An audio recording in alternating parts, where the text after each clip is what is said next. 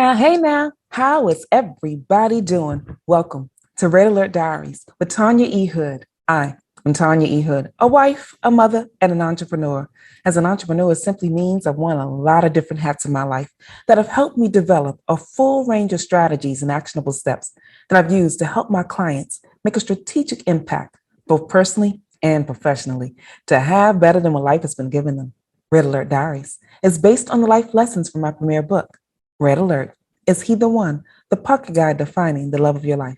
And if you read my book, you already know that I got married at 21. And after 11 years of marriage, I found myself going through a divorce, having to raise my two sons alone.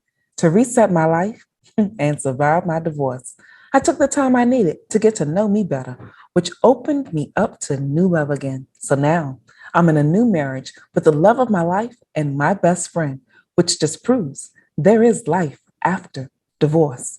On this podcast, we have conversations that's real talk, marriage and divorce, money and legacy. And I want you to join me on the journey. Call 240-532-2227. That's 240-532-2227. I want this podcast to challenge your thoughts and inspire you to grow. So together, we can operate in excellence. Today, I want to talk to you a little bit about a conversation I had with my husband. He brought to my attention a behavior that I often show up with when it seems like we're entering into a moment of conflict. See, I have this tendency to go silent. And I do that because it draws back to something I finally took the time to look at from my childhood. We often have things from our childhood that we continue to display, and we don't often know why. But it's in our childhood that thoughts are formed, and a lot of the life things that we are walking out. Some of us are still 8-year-olds living a life while we're grown. Some of us made some key decisions in our childhood that we initially thought would protect us, that we initially thought would keep us. But I want you to challenge some of that to see if it's still supporting you. Because sometimes you may be bringing a behavior that you did need at one point in your life, but it is no longer serving you well. You see, my thing when I see conflict or see a situation where it looks like somebody's coming up against me, it may not really be someone coming up against me, but that perceived moment causes me to go silent. And I do that because when I was little, I was that little girl that talked all the time and tried to help as much as I could. But the teachers often told me to be quiet. So first moment of silence. I was trying to express myself, and adults in my world silenced me. And then later, children began to silence me when they began to talk about me or various things like that, because children can sometimes be cruel. And so when I experienced that chaos on the playground, so I would not get in trouble with the teachers or the adults in my life, I chose silence as my way of dealing with that conflict. Well, that moment of choosing silence to deal with the chaos manifested itself later in my life in different ways. You see, in my first marriage, when I went through some of the chaotic moments with my ex, in order for me to not try to put so much issues and venom into the relationship, because when you are taught to have verbal warfare, your mouth can be a serious weapon. And y'all, my mouth, if I met me in my younger days, I would have punched me in the mouth because there was something wrong with my words. I had to do better with containing them and trying to get to a place where I was not so venomous with it. And I was learning how to work that out in my first marriage. But unfortunately, my ex-husband caught the terrible end, y'all, of the mess and chaos that spewed from my lips. And I was trying to fix that. And it was hard. And I struggled for so long. See, when you're in the middle of a behavior that you're used to, when you're in the middle of a mechanism that you created to help keep you safe, to help keep you whole, when you enter into a place where you got to change what that looks like, it's hard. Breaking a bad habit is difficult, but here's something I want you to know. It can be done, and you don't have to fight to do it all by yourself.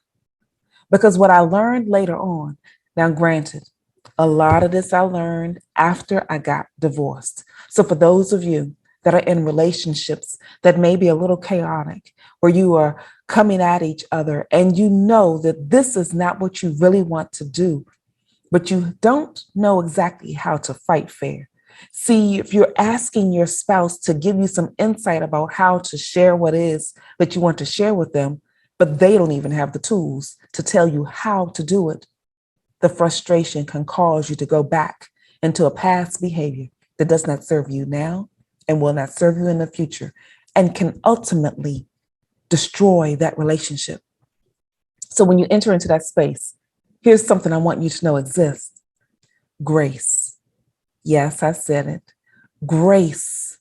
The grace of God can enter into that moment and give you the insight that you need to help you move past that point of pain, move past that point where the mess and the chaos keeps showing up. Now, I know that not everybody that listens to me listens or believes into the God that I serve, and you don't have to. But if you do, I want you to know that He can give you the grace that you need to get past that moment, because God has been showing you grace your whole life. See, there's a thing about grace, and I love this definition. Grace is receiving something that you do not deserve. How many of us love it when someone gives us a gift? You weren't looking for it, you weren't asking for it, but it was something that you truly appreciate that you received. Grace is like that.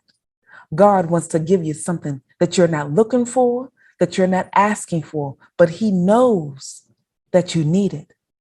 You see, my first marriage lasted 11 years. And trust me, y'all, when I tell you, those 11 years were filled with grace because I had not yet learned how to effectively communicate or share the tools that I needed to help my ex understand me or to gain insight from him about how to best understand him. But grace covered that relationship. And I'm so grateful because it was also grace that helped me learn a different way of communicating. It was also grace that gave me different insight about how to start verbalizing my needs, expressing my desires, and getting into a position where I could finally move past the pain and the childhood developed state of protecting me to a more adult way, a more clear perspective that has been supportive in helping me in so many other areas of my life. Because you see, grace doesn't just cover one thing. I needed grace to cover my mouth so that it could not and would not continue to spew venom on future relationships. As a result, in my new marriage, I am discovering that God gave me grace to a level, and that was a level that I needed at that point. But I'm discovering grace doesn't end there. See, grace is expansive. I'm in a position now in a marriage that is supportive of me, and I have learned tools in my singleness that let me no longer spew out the venom because grace covered it. So now in my new marriage, I am learning how to take that expansion of grace and achieve a new level because God always wants you to grow. See, here's the beautiful thing about loving and being in the presence of Jesus. He wants you to be your best self always. And because He wants you to do it, He'll join you on the journey to get it done. I don't have to try to figure out how to be my best self by myself. I don't have to try to figure out how to get the proper words in a situation. I can trust the God in me to speak for me when the moments need to be present for my words to give an impact, for my words to express what I need to have expressed, to keep me whole, to keep me safe. I want you to know that that is also available for you. Grace has kept me. It picked me up off of the bathroom floor of my 2-bedroom apartment to let me know that I am loved when I felt unlovable. Grace brought food to the table when I had none to provide. No food in my refrigerator, no money in my bank account, and no more friends and family that I could ask because I had already asked so much out of them. They just couldn't give anymore. It's not that they didn't want to, but there are moments that you can move beyond the resources of the people in your world. And when that happens, grace kicks in.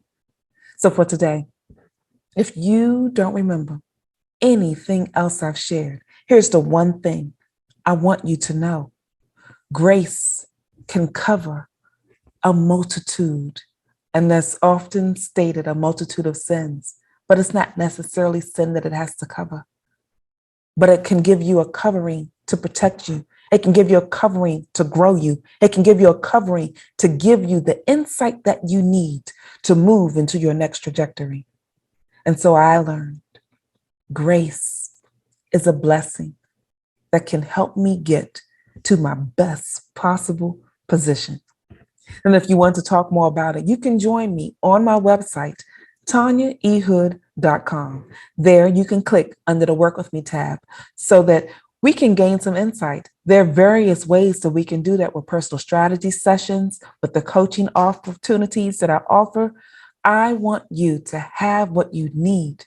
So reach out to me and let me know if there's something specific that I can prepare just for you. Because as a unique individual, I know that you have a unique need, and we can talk about that. Then if you're on Clubhouse, you can join me every Tuesday to have an extended conversation with an update on the Red Alert Diaries, where we expand our discussion. So I want you to join me on the journey. Let's have a deeper conversation so that we can get some elements of growth and development. And in the meantime, this is Tanya E. Hood, walking in my purpose, and I want you to do the same.